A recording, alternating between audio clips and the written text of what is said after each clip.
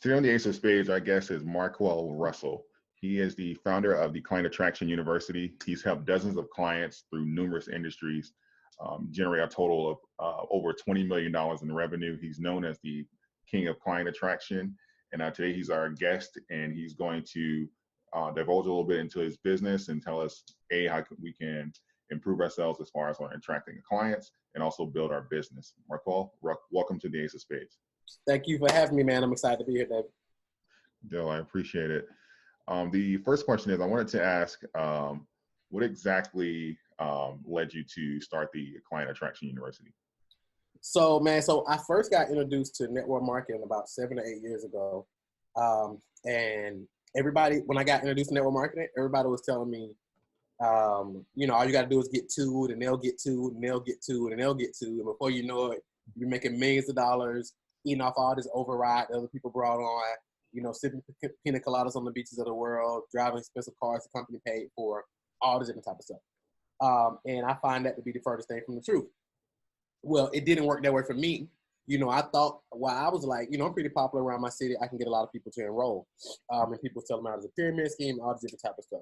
I ended up enrolling a few people. However, they didn't get there too, right? So they never got there too. And so it just never worked out like that. So long story short, people were telling me like, you got to talk to everybody who comes within 3 feet of you. You got to do presentations, all this different type of stuff. And me at this time, I had a huge fear of public speaking. Talking to strangers just wasn't my thing. Like my background and where I'm from, like you just don't talk to people randomly because it could be anything, right? And also you don't invite strangers to your house or just people to your house in general. But that was the model. So for me, I got introduced to online marketing, like direct response marketing. How do you attract people to you and you become the hunted versus the hunter, right? Now people are coming to you wanting to join. So I dove in, I sold into this idea of this, and it completely changed everything. The way I looked at business, the way I looked at life, like literally everything. So I went in head first with that. And then I went through a couple different companies. And the last network marketing company I was in, I became the #1 recruiter in the company out of 50,000 associates. And I did that majority online. Like I brought in some of the biggest earners still to this day who's still in the company. And I brought them off online. I never met them in person until we met at like a conference or something like that, right? And we built a significant team. So long story short, I went from there and people started reaching out, asking me to coach them, right? And at this time, I didn't, before this, I didn't really know what coaching and all this different type of stuff, or consulting, this was all new to me. But people wanted to learn what I was doing. So I started teaching people. I put out a lot of content, things I make, start bringing on some coaching clients. And then I started, I think there's really something to this coaching thing. So at that point, we just decided to cut off everything that we was doing and just go all in on just our thing. And we just focused on growing our own company, which is, Client Attraction University, where we specialize in helping individuals. We work with tons of coaches, so specifically coaches who want more high-ticket clients and they want to automate that whole process. That's our superpower, is getting clients coming to you every single day without you having to go out and find them and figure out where your next client is going to come from. Okay, so essentially you're coaching the coaches and then they're finding the clientele. Yep. So mainly we work with a ton of people who have coaching businesses. They either have a coaching business or they're an author, they're a speaker or online course creator, and they want to add a high-ticket coaching business onto the back end of their business. Right. Because I think a coaching model and coaching models is the most impactful business that you can have because you can really serve people at a high level. Mm-hmm. And then if you're not bogged down with one-on-one and stuff like that, because we show them how to do it in a leverage way, they can, make a ton of money, obviously, but also make a massive impact at the same time. Okay. And that's what's going to lead into my next question. I was going to say, a lot of people have, coaching businesses. And if I'm to get coached, what are some things that I need to be looking for? If you're in a place where you're looking to get coached? Yeah, like I'm looking for a coach. Like, so like if you're, like I know you're coaching the coaches. So if I'm looking for a coach, like what are some things that the coach should bring to the table? I would say that be certain that the coach is, because a lot of people are just coaching, right? They've never done what they teach. All they do is teach, and they teach based on theory, right?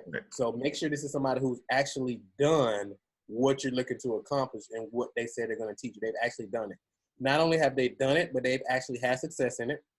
not only have they had success in it, but most importantly, I mean, there's a scripture that says you can tell something. I'm not a Bible expert or anything like that by any stretch, but I know it's somewhere that says you can tell a tree by the fruits it bears. Right. Right. So if this coach doesn't have any other fruit, not just his own fruit, but it has other successful clients that have actually applied what they do, be very, very well weary of that. And then also make sure the coach, their values and their values and their morals and stuff like that align with yours as well. Because if not, they'll be teaching you business models or teaching you to do stuff that doesn't sit right with your values and morals. So for example, some people teach, hustle 24/7, grind, sacrifice your time with the family, work hard, work all around the clock, you can sleep when you're dead, all this different type of stuff. I don't subscribe to that philosophy, right? So I couldn't work with somebody who subscribes to that philosophy. I got family, I value family, I enjoy travel, I enjoy free time, I enjoy leverage. You know what I'm saying? So I enjoy these particular things. So I don't subscribe to the, hustle 24/7, work your face off, sleep when you're dead, type of situation. I'd work now, don't get me wrong. I do a lot, but it's like I like to do how I want to do it, how I want to do it. So you got to be very conscious of those things as well. Yeah, just aligning yourself. Got you. So inside of like a coaching business, what would you say would be like a hindrance or like an obstacle? Like what's like, let's say would be coaches up or like causing them to fail? What would be something you say that would sort of hindrance to coaches? I would say the biggest thing is the inability to get clients on a consistent basis. Like most businesses fail. Like there's business in general. There's 534,000 businesses that started every month. Right. Within 18 months, 80% of those businesses are done. Within 5 years, 90 to 95% of those businesses are done. Right? Why? Because they don't know how to consistently get clients. They don't know how to consistently get customers and clients in the door. So they lack revenue, they lack funding, they lack cash flow. So they end up having to close their doors. Okay. And because I come from a background as far as in sales, and I've done like a lot of like business to business, and I was doing like a lot of cold calling to selling business to business. So when someone says, okay, hey, we're gonna market online, client attraction online, the first thing that comes to mind is they have to, for me to not meet them or have like a rapport with them, they're building a lot of value up front as far as for me to make a sale as far as virtually online. So what would some things be as far as you would construct people to build value online? Like how do you build that trust? Great question. So basically the whole client attraction process that we teach is solely based on leading with value. So the best way to show people that you can actually help them is by actually helping them, right? So you give away content on the front end. So for example, if you're an attorney, right, you teach some of your best. So let's say, for example, you're a DUI attorney. So you may give away a free gift, that's a free video or some case study or whatever that says, 3 things you should know the next time you pull it over and you're drunk to avoid a DUI. And they'll teach those 3 things and say, hey, if you're in a situation or whatever the case may be, contact us and we can help you. So now you taught them something, you know what I'm saying? So for example, I just literally I'm working on some emails now before we got on this podcast. And it was basically, it's called the Profitable Paid Ad Playbook. And I'm basically teaching what we call the 5x5x25 method. Is what coaches use to get 50 to 100 leads per day so they can attract more clients and scale their business by working 50% less. So I'm teaching. So I'm not just telling people, hey, I can help you grow your business with Facebook ads. Hey, I can help you get clients with Facebook ads.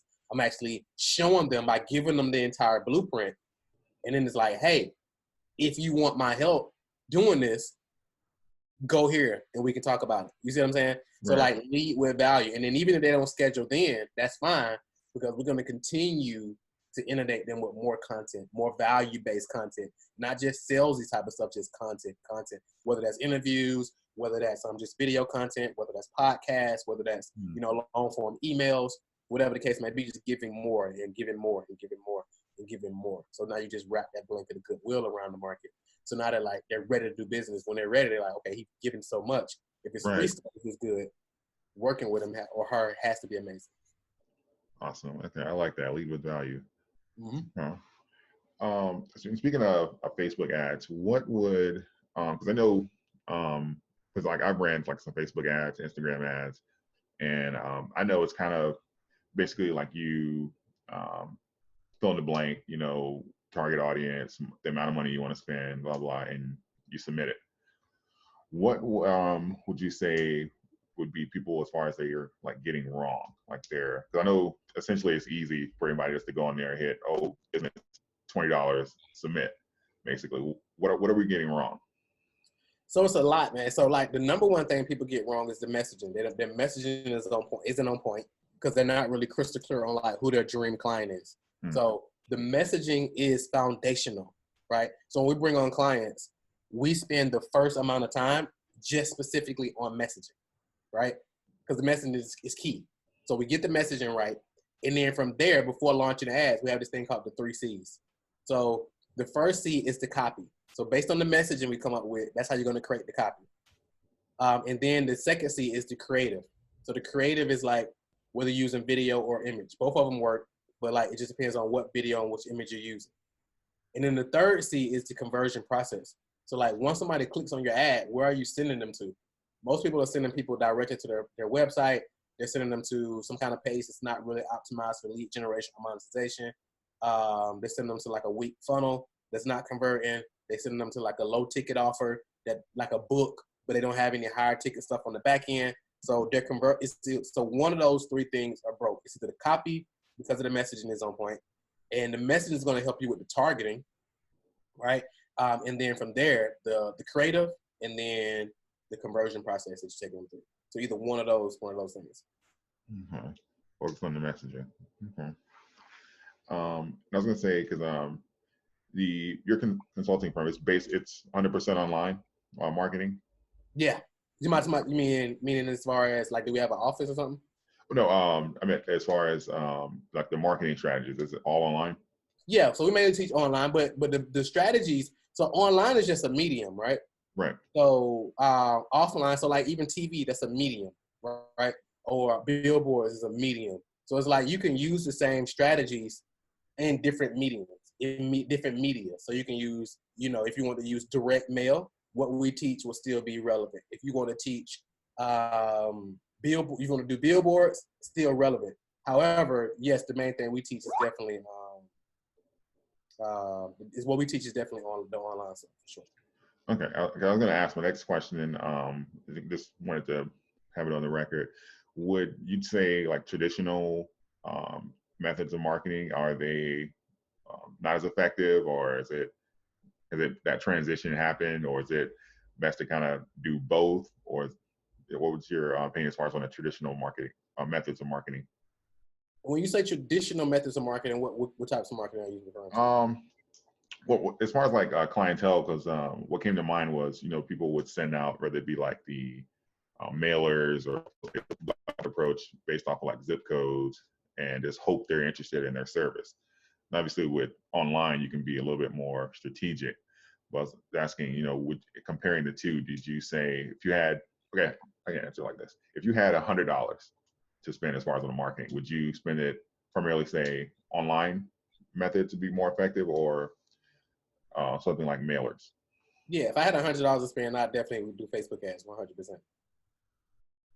Now, I'm not saying mailers don't work because I know people who do well with direct mail. Mm-hmm.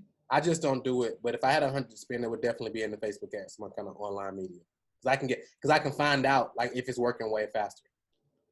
Mm-hmm. And because I prefer Instagram to Facebook. Mm-hmm. So, because I heard you say Facebook ads. So, is Facebook, as far as marketing for business, more effective than Instagram? Good question. So when I say Facebook, I'm talking about Facebook and Instagram like interchangeably. Okay. Because you run ads to Instagram via the Facebook platform anyway. Right. You see what I'm saying? So I use that word. I just use it interchangeably for some reason. Okay. And as far as like creating the blueprint, is it more so like a niche approach, or is it similar to as far as like the direct mail? Is it more like a blanket area as far as like building like the approach? How are you going to run the ads? So what? I'm not gonna ask it one more time. So I don't think I understand. As far as like with the ads, because you know you can put I guess like the hashtags or whatnot as far as you are trying to submit it. So are you looking specifically for like a niche, or within the outside of the ads, are you looking to as far as like on a broader area? So if you're doing like business consulting, would you only put as far as like those hashtags or only focus on those people, or would you try and net like a larger group just to capture interest? So when it comes to the ads, you're so it's not necessarily based on hashtags. It's more based on interest. So for example, you can target. Let's say for example, let's say you sell a fitness coaching program. For example, you want to target people who are already interested in fitness and getting in shape. So you can literally run ads to like Jillian Michaels' audience, because people who are following Jillian Michaels, they're obviously interested in getting in shape. You can run ads to like P90X people, their audience, because P90X audience obviously are interested in losing weight. You can run ads to Weight Watchers, because obviously people who follow Weight Watchers online, like Weight Watchers page, they're interested in losing weight. You know, even Oprah, you know, a nice side of her audience probably interested in losing weight. So you can run ads specifically to their audience because they've already shown interest in this specific thing. Okay, so you're seeking out the not necessarily the general tags, but more so like established like businesses and areas. Okay. Yeah, it just depends on who. Just depends on what you offer and who you want to target, for sure. Okay. And my final question would be: so if an ad is not performing the way you want, how do you decide if it's the ad itself, or if it's like the messaging, or like the audience? Like what is like the process to be like, what exactly is this not working, or do you just scrap the whole thing and start over? Good question. So basically, we look at like 4 or 5 different things. So number one, we want a yes in all 5 of these areas. I think it's 4 or 5. So we want a yes. So we want to say, are people clicking the ad? If people are clicking the ad, great. Are they opting into the landing page? If they're opting into the landing page, great. Thirdly, are they consuming whatever we gave away? So if it's a webinar we want them to watch, or if it's a case study video, or an ebook we want them to read, whatever, are they consuming what we call our money content? Number 4, are they scheduling a call? Because we do like a high ticket model. So we want to see, are they scheduling calls at the rate we want them to schedule calls? If the answer is yes, great. And then number 5, are they showing up to the call? If not, we need to fix something there. Once they get to the call, are they actually buying? Are they enrolling and paying? You know, and we want a yes there as well. So if we don't get, wherever we getting a no at, we know we need to fix. So if people aren't clicking the ad, we know it's the ad. If people are clicking the ad, but they get to the landing page, but they're not opting in, we know it's something that's not congruent with the copy and with the messaging in the ad and the landing page. If they are opting in, but they're not consuming or scheduling a call, it's something in our content piece that's broken. Then if they are watching it, but they're not scheduling a call, maybe us selling free call isn't strong enough. We need to fix that. And if they're not showing up to the call, it's something that happens after they schedule a call that's causing them not to show up. So we need to fix that. And then if all those things are working though, and then people are getting to the phone and they're not buying, it's something on the call that's affecting people not buying. So most people, they'll say, all right, everything is working, but people aren't buying on the phone. But they'll scrap the ad. It's like all your other numbers make sense. Right. It's not buying on the phone. So that's our biggest leverage point, the phone. So we need to fix that. Well, Marquel, I definitely appreciate you coming on today. And for the viewers, what's the best method to get in contact with you? So if you're in a place where you want to get more leads, you want to get more clients for your business, you can go to payadplaybook.com. That's PAID, ad playbook, PLAYBOOK.com. I got a free training. You can actually get access to our entire what we call the profitable paid ad playbook, where we kind of break down how to use our 5x5x25 method to get 50 to 100 leads per day for your business, so you can scale while working 50% less. So you can go get that whole thing for free. And then I'm on your favorite social media platform. So Instagram, Facebook, you can connect with me on any of those as well. And marquelrussell.com also. All right, beautiful. We'll definitely do one together in person soon. I'll definitely set that up. And I'll definitely have all of his contact information in the description on whatever platform you're viewing this on. Definitely, Marco. I definitely thank you again for coming on. Thank you, bro. I appreciate you. Keep up the great work. All right. Thank you. You too.